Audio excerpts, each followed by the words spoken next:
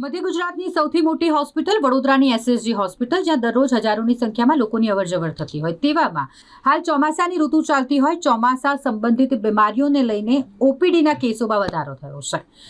SSG હોસ્પિટલના RMO doctor Hitendra Chauhan દ્વારા આ મામલે વાતચીત કરતા જણાવવામાં આવ્યું કે ચોમાસાની ઋતુ ચાલી રહી હોય, ચોમાસા સંબંધિત જે બીમારીઓ છે તેના કેસ વધી રહ્યા છે। હાલ એસએસજી હોસ્પિટલની ઓપીડીમાં દરરોજ 1800 થી 2000 જેટલા કેસો નોંધાઈ રહ્યા છે। છેલ્લા અઠવાડિયામાં મેલેરિયાના કેસ નોંધાયા નથી, પરંતુ ડેન્ગ્યુના 19 કેસની પુષ્ટિ થઈ છે। આ ઉપરાંત હોસ્પિટલમાં દરરોજ ઝાડા ઉલટીના લગભગ 5 કેસની સારવાર થઈ રહી છે। ડોક્ટરે ખાતરી આપી કે ચેપી રોગોની એકંદર પરિસ્થિતિ હાલમાં સ્થિર છે અને ગંભીર કોઈ ચિંતાનું કારણ નથી। ડોક્ટરે ચોમાસાની ઋતુ દરમિયાન સ્વચ્છતા જાળવવાના મહત્વ પર ભાર મૂક્યો। તેમણે દરેક નાગરિકને મચ્છર અને માખીઓના ઉપદ્રવને રોકવા માટે પોતાની આસપાસની સફાઈ જાળવવા માટેની જવાબદારી લેવા વિનંતી કરી। આનાથી રોગોના ફેલાવાને નિયંત્રિત કરવામાં અને સમુદાયને સ્વસ્થ રાખવામાં મદદ મળશે।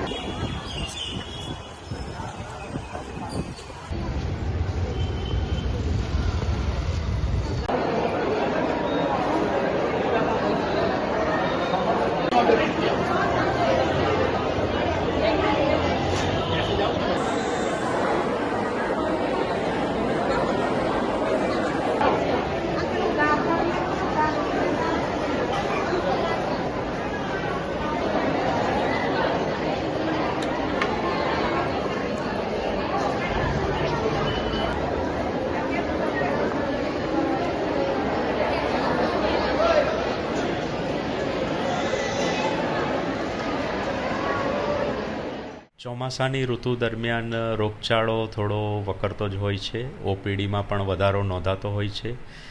આ ચોમાસાની ઋતુ દરમિયાન અત્રેની એસએસજી હોસ્પિટલ વડોદરા ખાતે દૈનિક 1800 થી 2000 દર્દીઓની ઓપીડી નોંધાઈ રહી છે, જે પૈકી હાલમાં મેલેરિયા કે એવા કેસો કોઈ નોંધાયા નથી। છેલ્લા અઠવાડિયાની વાત કરું તો હાલમાં કોઈ મેલેરિયાના કેસ નોંધાયેલ નથી। ડેન્ગ્યુના છેલ્લા એક અઠવાડિયામાં 19 કેસ નોંધાયેલા છે।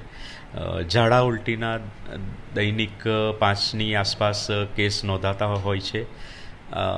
એથી આ માટે એટલું કહીશ કે રોગચાળાની સ્થિતિ હાલમાં સ્થિર છે, કોઈ ગંભીર પરિસ્થિતિ નથી। શું ધ્યાન રાખવું છે? ચોમાસાની ઋતુમાં સ્વચ્છતા જાળવવી એ દરેક નાગરિકની ફરજ છે।